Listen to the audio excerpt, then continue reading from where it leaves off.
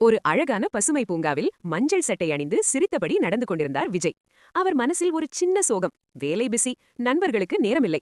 அப்போது பின்னாலிருந்து ஒரு பெரிய டெடிபேர் மெதுவாக வந்து அவரை கட்டிப்பிடித்தது. விஜய் ஆச்சரியமாக திரும்பி பார்த்தார். "நீ யார்?" என்று சிரித்தபடி கேட்டார். டெடிபேர் சொன்னது, "நான் டிம்பு. நான் உன் புதிய நண்பன்." விஜய் சிரித்தார். "நண்பனா? நம்ம இப்போதான் சந்திக்கிறோம்." டிம்பு மெதுவாக சொன்னது, "நண்பனாக பெரிய காரணம் தேவையில்லை. நல்ல மனசு இருந்தால் போதும்." அந்த நாளிலிருந்து விஜய் மற்றும் டிம்பு தினமும் பூங்காவில் சந்தித்து பேச ஆரம்பித்தார்கள். விஜய் தனது கனவுகளை சொல்வார். டிம்பு தனது குழந்தை மனசு கதைகளை பகிர்ந்து கொள்வது. ஒரு நாள் விஜய் சோகமாக இருந்தார். "என்ன ஆயிற்று?" என்று டிம்பு கேட்டது. "எனக்கு சில நேரம் தனிமை தோணுது" என்றார் விஜய்.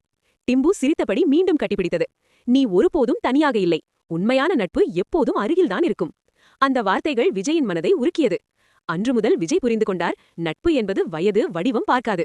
மனசு மட்டும் பார்த்து உருவாகும் ஒரு அழகான பந்தம். கதையின் நெறி: உண்மையான நண்பன் அருகில் இருந்தால் வாழ்க்கை எப்போதும் சிரிப்பாக இருக்கும்.